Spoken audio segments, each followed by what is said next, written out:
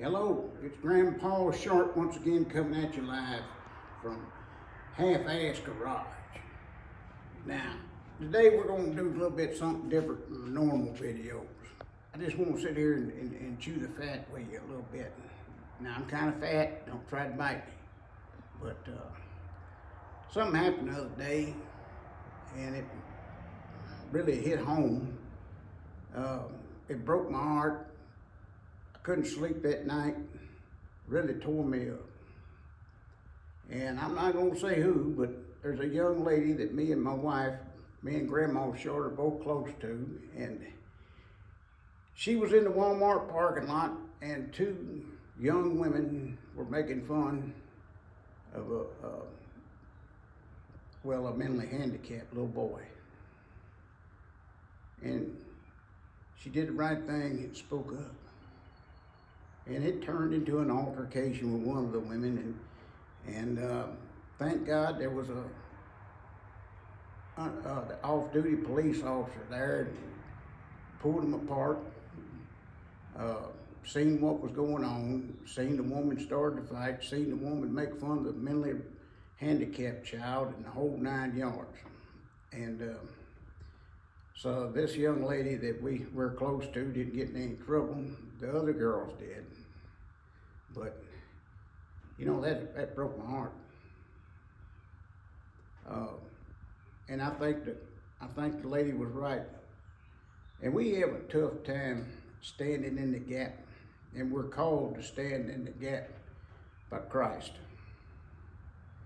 He stood in the gap for people who didn't have nobody else to stand for them. They didn't have nobody else. Everybody thought they was worthless, but he didn't. Like he said, I didn't come, the people that don't need a doctor don't need a doctor. I came, the doctor is sick. And, you know, sometimes we need to stand in the gap, and sometimes that might include an altercation.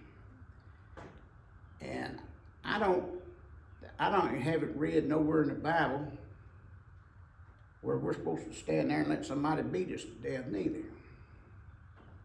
Now we're supposed to get out of it if there's any way possible, get out of an altercation, but sometimes you can't get out of it. And if you don't think, well, Jesus wouldn't do that, well, look, ask the people in the temple that was the money changers in the temple. Ask them. Ask them if he didn't make a whip and run their butts out of there. Said, you don't turn my Father's house into a den of thieves. I'll run every damn one of you out here. Now that don't mean I'm not promoting violence among Christians, but by golly, if you can't get out of it, you can't get out of it. And sometimes you gotta stand in the gap for somebody, like a mentally handicapped little child. And sometimes that'll lead to an altercation. If it does, it does. Wherever it leads is where it'll lead. Now we all might, you know, I encourage people, you know, try to do something all the time for people, you know. You might not have no time, but you might have $5, you can go get a guy living on the street a sandwich and a bottle of water and hand it to him and said, hey. And he knows who's really giving them the sandwich and the water. He knows it's Jesus Christ, because Jesus Christ was the only one. If he wasn't in you, you wouldn't have done it. I mean, you ain't got to tell people. Now, you can, but, you know, a lot of people in this country seem to do one or two things. They want to go way over here or way over there. They either want to be way religious, which is wrong. That's why Jesus couldn't stand the Pharisees, because they was religious. And he told them, I believe in Matthew, that by the time you're through with them, they're twice as ready for hell than when before you found them. Or they're like a bunch of pagans. You either got a congregation that's like a bunch of pagans where everything goes, everything's okay, there is no sin, or you got a bunch of Pharisees over here. And both of them is as bad as the other. Use some common sense when you're doing stuff for Pete's sake. You know, and I, you know, if I'm pointing one finger at you, guess what? I got 3 fingers pointed towards me. I'm talking to myself here. I'm not trying to be no butthole. But you know, if you can give up $5 or something, go buy a man a sandwich. So you know he's hungry, in a bottle of water. If you can, go find you an old person that ain't got enough money to buy groceries and give them $100 and say, here, go Walmart. Give somebody a ride to the doctor, mow somebody's yard. You can do that. You know, and say, well, I ain't got no time and I ain't got no money. I'm working 3 or 4 jobs. I ain't even getting by off that. Okay. Well, damn it, you can smile at somebody, and you can tell them it's gonna be all right, because you can tell by looking at them that they ain't doing worth a damn. You might be the reason they don't blow their damn brains out that night. You don't know what the hell's going on, people. We wrestle not with flesh and blood, but with principalities and powers of the air, demons. We're dealing with the spiritual here. And what we do on this side affects the other side, and what they do on the other side affects this side. Best way I know to explain it is, we're like people in a cave that's tied up, and all we can see is the wall of the cave and the sunlight coming through the cave, and all we can see is shadows of people. And that's all we know is real, is them shadows.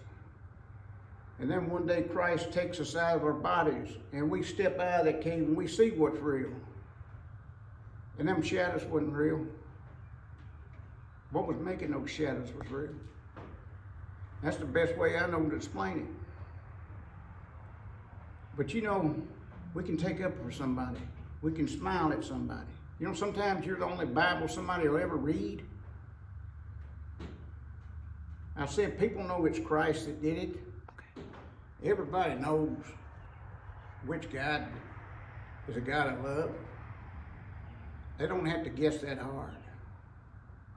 He makes himself known to everybody every day, whether they want to admit it or not. And if they ask you, tell them, you know, the Lord did. I wasn't going to do it, but the Lord wanted me to. The Lord living in me. You know, greater is He in you. Is He that's in the Word. You know, there was a famous experiment that happened years ago, and what they did was it was a sociology experiment, and they studied all these different people, and they found out that each person has an average of 10 people that they influence. Every person, whether they know it or not, pretty well averages about 10. Some people 12, some people 8, but you know, most people have about 10 people on average that they influence.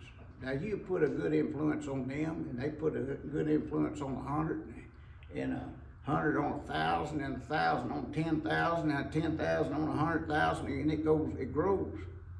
You know what? One person can change the whole damn world if they just want to. If they're just willing. The Lord did it. We can too. We're supposed to be an example. We're supposed to be His ambassadors here on earth. We're supposed to be as Christ-like as possible. And we ain't got to be no St. Peter to be Christ-like. We're not perfect. I'm not going to be perfect until I die and the good Lord puts His robe of righteousness on me. And until that happens, I won't be worth a damn. It's just that simple. But by golly, I can do the best I can in this fallen world. And I'm trying to bring as many people with me. I can try to keep somebody from killing themselves. I can love somebody. I can try to keep somebody from doing something silly. You know, I can stand in the gap for that little handicapped kid that ain't got nobody to stand in the gap for them. I can give somebody some lunch money. I can show people love. I don't care who you are, you can show somebody some love some way, somehow. And I'm gonna tell you something about words. There was also a famous experiment called the rice experiment that they did. and they had 2 bowls of rice that was identical to each other. They put one in one room and one in the other room. They was in the same fixture. They was cooked the same. They was cooked in the same pot and everything. There was no difference in the rice. They just sitting in 2 different rooms. Well, every day they put hate on one bowl and love on the other. And every day they'd go into the room where that hate rice was and just talk ugly to it. And then they'd go into the other room and they'd go to that rice with love written on it and just was, just loving as all get out, talking about how fluffy and beautiful it was and everything, and how they were so glad that rice was there and they enjoyed looking at it and all that. Well, you know what happened, don't you? That hate rice rotted about 10 times faster than the other rice. There's power in the tongue. The Lord created this whole universe with just His words. There's power in the tongue. Use your power. Make this world a better place. Stand in the gap for those who need. Be there for somebody who needs you.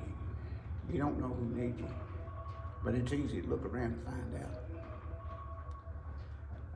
There ain't nothing wrong with giving money to organizations, but I tithe to people. The Lord said, whatever you do to the least of my brothers, you've done it to me. So I try to give to people and tithe with people. And the Lord don't want you grocery bill, and He don't want your electric bill, but He wants the best you got to bring to the table. That's it. But anyway, I just wanted to talk to you about this thing that happened the other day. It broke my heart. It really did. Every time I see somebody acting like that, it's like the Lord shoving my face in the mud saying, you like to sin so much. Is that really what you want? Do you see that muck? Do you smell it? Is that really how you want to be? Because that's what sinning does. So all night I couldn't do nothing but think. And it caused me to look at myself. It caused me some heartache and pain. But it made me realize even more what I need to go out in the world to do. And I hope I encourage at least one of you to do that. Anyway, we'll be back next week. And I'll be my usual goofy self. But remember, this ain't no different from what I always tell y'all. Even if you ain't doing that much, we got enough people out there half-assing it. Guess what? We wind up with a whole ass job done, even if we're just being nice to each other. So let's go out and half-ass nice the best way we know how, and so we can wind up with that whole ass job done. Go out and change the world. All right. Remember, Jesus in your heart bring you joy. Jesus in your relationships will bring you stability. All you people that got offended by what I said, honk honk from the real honker. And all you people that love me, big thumbs up. Y'all like and subscribe. I thank God for each one of you every day. God bless. Grandpa Shart out.